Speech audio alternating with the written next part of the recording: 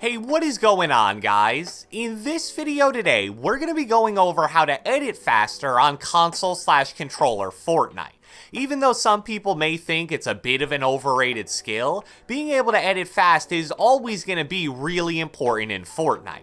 Being able to edit quickly enables you to make offensive and defensive plays that simply are impossible for other players, and fast edits are practically a requirement for a lot of advanced building techniques. For example, you'll probably find it pretty difficult to learn any advanced retakes if you can't double edit. Now, it is true that if you're on console, it may be a bit more difficult to edit faster due to the lower FPS, but I've seen a lot of insanely fast PS4 and Xbox editors, so it definitely is possible with enough practice. So without further ado, let's get right into it. Alright, so we're going to start this video off by going over a couple of quick editing tips, and then we'll talk about the best general editing routine to improve your speed. The first tip I want to give is one that's incredibly important for double and triple edits, which is something that a lot of people struggle with. So even if you've gotten really good at making quick and controlled crosshair flicks, which is crucial for double and triple edits, you can still be held back by something that's actually really simple: the distance at which you start your edit. So let's say that you're trying to do a fairly simple floor cone double edit. That's easily one of the most important edits in the entire game, and it's probably the most simple double edit possible.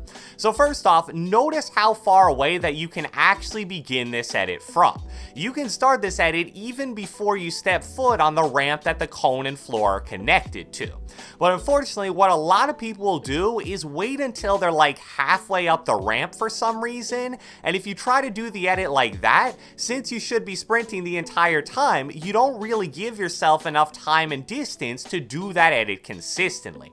Now, since that specific example is such a simple one, you can definitely get away with making this mistake most of the time, but if you try anything more advanced than that, like a triple edit or multiple double edits in a row, I just don't see how it would be possible to not hit your head against the floor and mess everything up. So the obvious correction here is to start the edit from as far away as possible. If you practice this and can get in the habit of hitting edit towards the bottom of the ramp instead of near the middle, you're going to give yourself an extra solid half second or so to do your double or triple edit. So that right there is something that really never gets any attention when people talk about editing faster, but it's just as important as any possible editing tip that someone can give. The next important tip for editing faster is one that I actually learned from Raider464, who's probably the single fastest editor on the planet. So what a lot of people do when they're trying to make a simple wall edit or something similar to that is click edit pretty much anywhere on the structure, then select the first square to start the edit. That may sound totally normal, and I'm sure some of you are thinking, well, what could possibly be wrong with that? Well, it isn't that there's necessarily something wrong there, but there's a way to make your edits a bit faster. What you want to do instead is make sure your crosshair is always on the first square that you're going to select when you go to start the edit, and then when you go to actually press the edit button, press your select edit button at pretty much the same time. By doing this, you select the first square a good amount faster than most players normally do, and that obviously speeds up your edit time in the process. And if you don't use confirm edit on release, the same thing applies when you go to confirm the edit as well. Instead of selecting the final square, pausing for a split second, and then pressing confirm, you instead want to press that confirm button the second the crosshair enters the final square of your edit. So will this tip single-handedly make you edit way faster? Definitely not, but even just fractions of a second being shaved off your editing time could be the difference that allows you to get a shot off on an enemy right before he builds to protect himself. Alright, so now that we've covered a few tips, let's get into a really good practice routine to improve your editing speed as fast as possible. Obviously, knowing the quickest and most efficient ways to edit is one thing, but then you obviously need to take that knowledge, practice it over and over again, and that's what's going to lead to you editing faster. It's like that old saying goes, practice doesn't make perfect, perfect practice does. So the first map that I would recommend you use to improve your editing speed is Raiders 1 1v1 edit race map V3. Now there's two things that I love about this map right off the rip.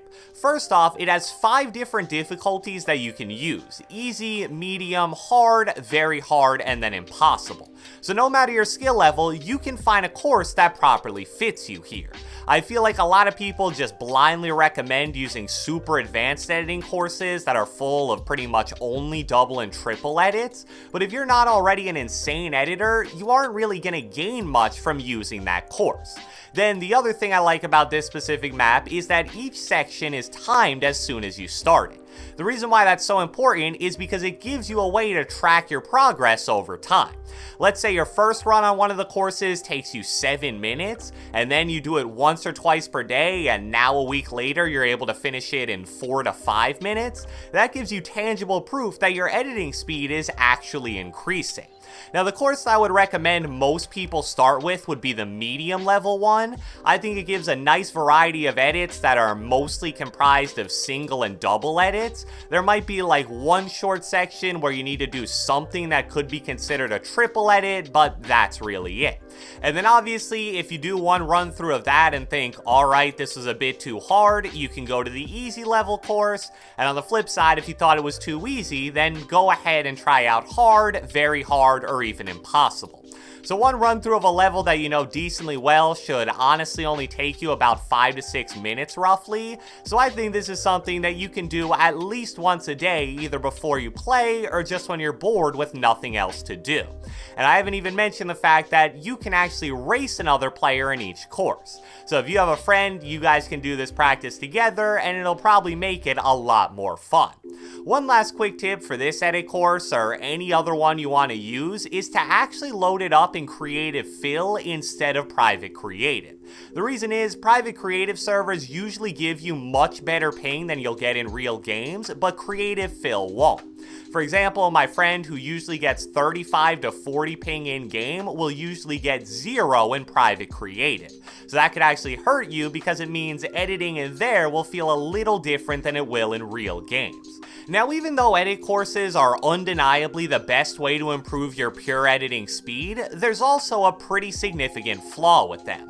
Obviously, when you go into a real game situation or even just a creative mode 1v1, the building pieces that you're going to need to edit aren't going to be pre-placed for you like they are in a course.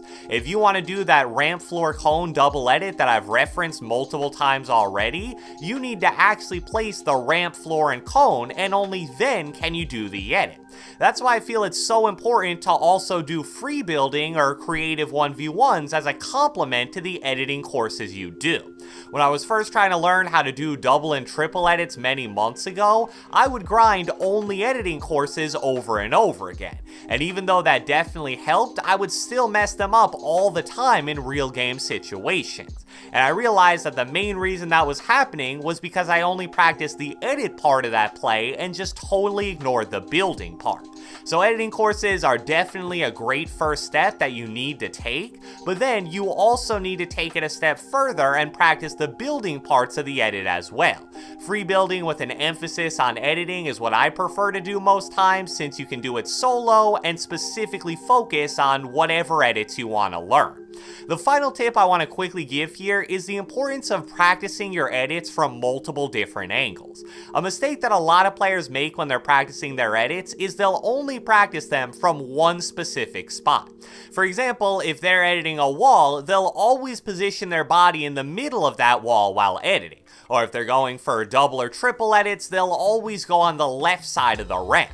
Unfortunately, in real games, you're going to be forced to make edits from really awkward positions and angles. Let me show you a perfect in-game example of what I just described and how it prevented me from getting a kill.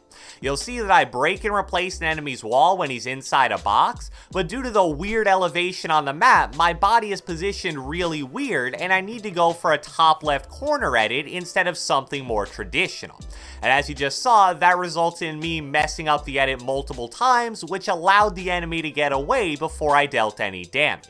So editing from multiple different angles and positions is something that I'm personally going to work on much more going forward, and I'd really recommend that you guys do the same thing.